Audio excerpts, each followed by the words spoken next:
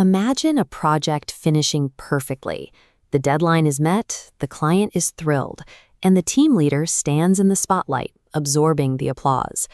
But the focus remains on the center stage, missing the work happening in the margins. This is where the falling pieces are caught, overlooked details are double-checked, and the mistakes of others are quietly corrected before they can cause damage.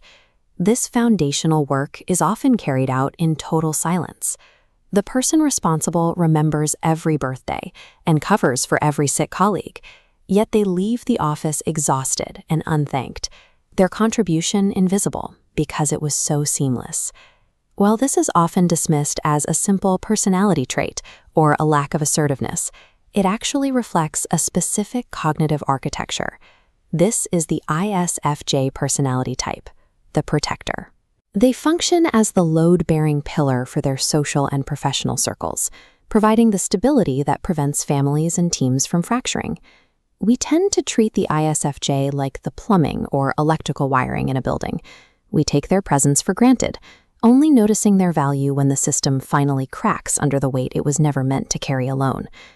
To understand how they maintain this stability, we have to look at the mechanics of the ISFJ mind. It operates through a series of specialized processing chambers. The first chamber is sensing. Here, the ISFJ scans the environment for concrete data points.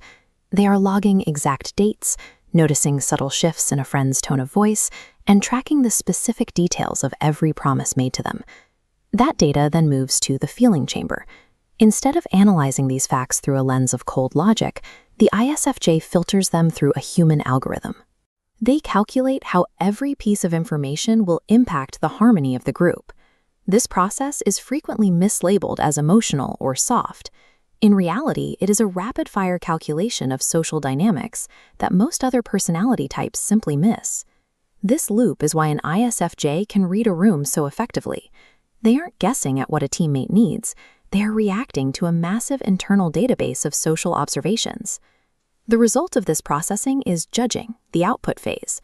The ISFJ uses their data to build routines and organize systems that neutralize chaos, ensuring a predictable environment for those around them. You see this when an ISFJ steps in to manage a family crisis or volunteers for complex logistics a team is overwhelmed to handle. They provide the structure that allows everyone else to function. This continuous output requires an immense amount of energy. For the ISFJ, who is an introvert, this processing engine runs on a battery that drains quickly in high-stress social environments. Their need for solitude is a functional requirement. It allows the system to clear the backlog of social data and reset the internal battery so they can return to their role. Because they don't lead with loud demands or ego, their influence is often underestimated. However, they lead from the bottom up, identifying potential points of failure and reinforcing them before the group even realizes there is a problem. The strength of the ISFJ lies in this capacity to absorb the friction of a group. They act as a buffer, ensuring the emotional weight of a project or a family doesn't cause the entire structure to fail. But even a load-bearing pillar has a limit. When the weight from above increases without pause, the structure shows stress.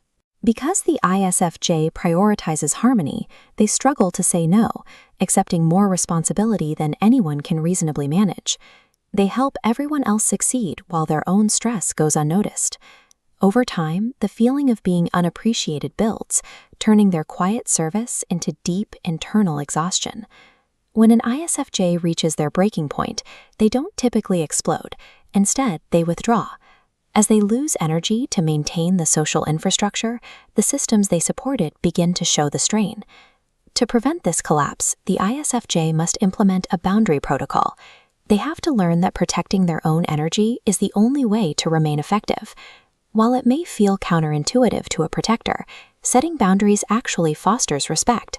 It signals to others that their support is a valuable resource, not an infinite one. By protecting their own capacity, the ISFJ becomes a more reliable anchor. This balance is what allows them to excel as managers and mentors. They provide the stability others need because they have first secured their own. Reflect on your own week. Did you absorb someone else's stress?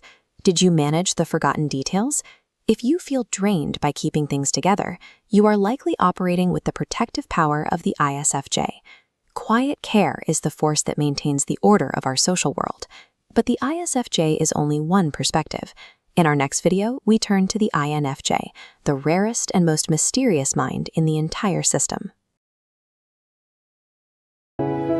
एक कदम विकसित भारत की ओर।